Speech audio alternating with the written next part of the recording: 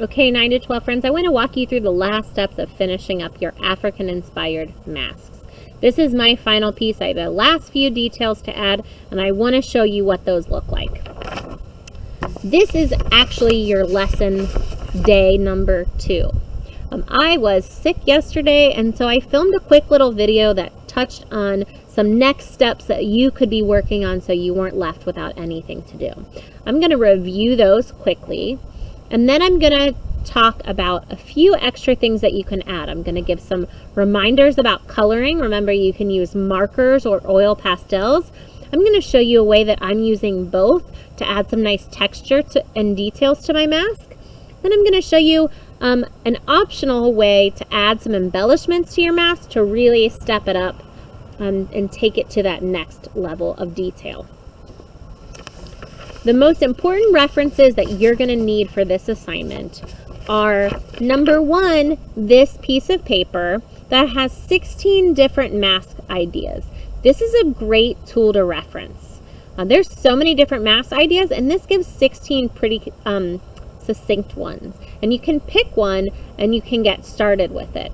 So the first one that I did when I drew in lesson, I did kind of a version of this one, and then I started changing some details and adding things that I had seen in other work.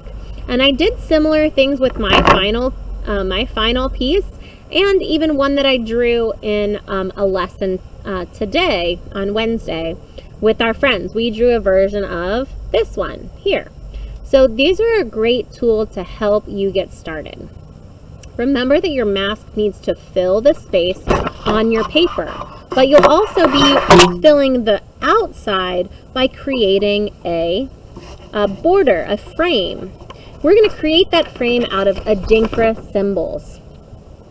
These symbols are ones adopted by the Ashanti people. The Ashanti people live in a similar region from the 3 ethnic groups whose artwork we looked at in lesson on Monday. When we're talking about a symbol, we're talking about a design that has an adopted meaning by an entire culture or group of people. When we think about symbols within our culture, the first one that always comes to mind for me is the peace sign. When we draw a peace sign, it doesn't say the word peace anywhere on it, but it's a pretty well-known symbol. I think anybody within our school would know if I were to draw a peace sign and hold it up, you would all tell me that it meant peace. So that's what symbols are. They're a design that we have associated a meaning with, and that associated meaning has been adopted by an entire group of people. So these are symbols that have an adopted meaning for an entire group of African people called the Ashanti people. The Ashanti people are some of the most amazing weavers ever. So some of my new 4th grade friends this year might remember that we use these Adinkra symbols with our paper weavings that we did last year that were inspired by the Ashanti people. So you're going to take some of these symbols to create a border. It really doesn't matter which ones. You could pick one and you could repeat it the entire time. For my border, I picked 3 different symbols and I created a pattern. I picked one that I put in each corner, and I picked another one that I put on the outside of my corner symbol, and then I used another one to finish it the rest of the way down the paper to connect those together. So I just used 3. Now, if we look closely at the Adinkra symbols, you're going to see some that are super simple for you to make, right? Concentric circles, a little like target bullseye, should be a symbol that any of you should be able to recreate. This is just like a little hourglass shape. This one's a heart. So there's definitely some ones on here that should be pretty easy for any of us to make. There are definitely more complicated symbols, and I'm not asking you to do those if you don't feel comfortable.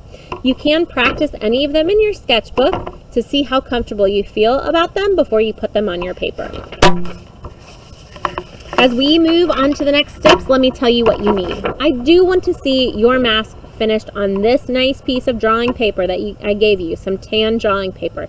This is why it was sent home. It's going to be a really nice base color for your African mask. A lot of them are made out of wood, so that was why I sent this paper home. So this is what your mask should be drawn on. You have the choice, after you draw in pencil, to color it in with your oil pastels or markers. But before you do that, you do need to outline your mask and all of your details and your symbols around the border with your Sharpie marker. I sent you home a black Amazon permanent marker, and that's what you need to use. I don't want your details to get lost underneath the application of your oil pastels or your markers. I am making a recommendation to you that you color with markers first, and then I'll show you how to use your oil pastels to add a little bit of texture on top of that, a little bit of shading to your work. But you can decide to color the entire thing just in markers or just in oil pastels. That choice is definitely yours. And you need your sketchbook. You should have drawn a few different mask ideas within your sketchbook, and so you should have one of those right now to reference to drawing your final piece. After you draw your final piece, then you're ready to move on to some next steps. Let me show you how you'll finish out your project. All right, I have these printed out just to be able to show you, but you can find both of these in your Schoology art course. You click on courses and you find art with Miss Tess. You click on there, and the very first folder at the top of the page should be week 6 African masks. I always put the current week's assignment to the top of your list whenever you log into your Schoology folder. When you click into the African masks folder, you'll find all the references you need. You find the links for this week, you find the recorded videos like this one, and you'll also find any reference materials that I think will be helpful to you to be successful on this project. Some of the things that I included are a couple videos that say reference how to number 1 and how to number 2. Those are 2 really helpful videos that are going to walk you through step by step how to draw an African inspired mask. There's 2 great examples there. So if you're having a hard time getting started, sit down with your final piece of paper and a pencil and follow that video along to draw your mask. As you get past some of the basic shapes, if you feel like making some embellishments or different patterns, please let your artistic vision take you to the next step. But you've got these 2 documents in there. So when you're ready to add your symbols, pull this up through Schoology and have it ready on your computer screen. So like I said, I colored in marker after I drew everything in pencil. So I still have these outside symbols to trace. So I found, like I said, there are 3. So I did really simple ones. I've got concentric circles here. I've got this ladder symbol here, ladder looking symbol there. And then the last symbol, I lied, I used an extra one. I have the hourglass in here too. Then I used a symbol that's just a circle and a triangle next to each other, and I forgot because I didn't want it to be uneven. I was trying to make a pattern that I put that little hourglass shape in the middle there.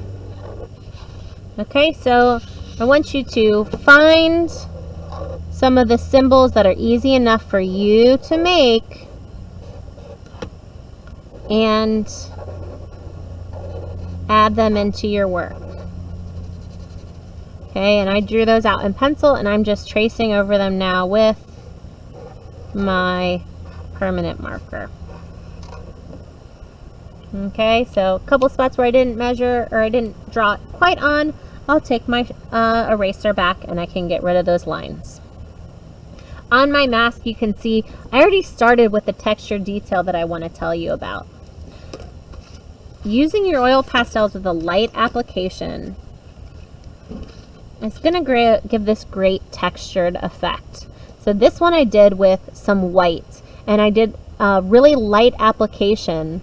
And so it is giving this texture that is making it look more three-dimensional and also making it look like it's made out of some of the materials that those masks are made out of.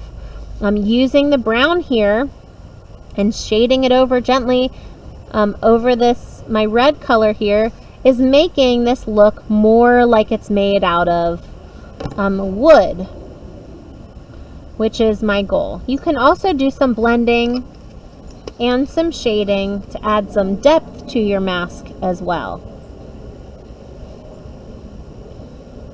So that's why I would make a recommendation that you can get some really cool effects in your work by utilizing a little oil pastel to give some texture over top of your marker. All right. I am hoping that's going to help you to work on coloring it in. You can see that I really color blocked it out, and I used a variety of different colors. You don't have to, someone asked me today, did they have to just use red and white and black? And I said, of course not. That was just something that the Nuna people were known for. You're welcome to create your own color palette. I did stick with some browns and reds because I thought those are more traditional kind of wood color, but I also added in some really bright blues and yellows as well to make my work stand out. Okay, so this is where I'm going to talk quickly about some embellishment ideas. I want you to be able to add some extra special details to your work. And there's some things that you might have around your house that would really look cool added to your mask. So the first thing is we all might have some beads around the house. And there's definitely beads that are added to weavings of all different kinds. And I'm going to pick out some colors here that I think make the most sense to create a nice pattern to. I don't want to just like throw these anywhere on here. But I think if I glue a pattern of beads onto my work, I can create some extra special three-dimensional components to my work. The other idea I have for you are beans or rice. Beans would definitely be something that tribes would use to add embellishment to their masks. You have to use dried beans. Canned beans are not going to work. So you need dried hard beans that you can add onto the mask. So I think creating a nice line across the top would be something that was definitely done on quite a few African masks to help in adding the details. Rice is also something that you can use, and using any of these things will add some very cool texture and interest to your work. So just little grains of rice, and I can line them up. I don't want you just to throw glue all over your stuff. I want you to be, and then, drop a handful of rice or beans on it. I want you to be intentional about the placement and the purpose this is serving, right? So you can see that I'm creating rows and lines and details to it, not just throwing it on there for the sake of throwing it on there. You might have some other ideas of something that you can use, but I want you to think about what are things that would traditionally be used in African masks, and make sure that those are the embellishments that you're adding onto your mask.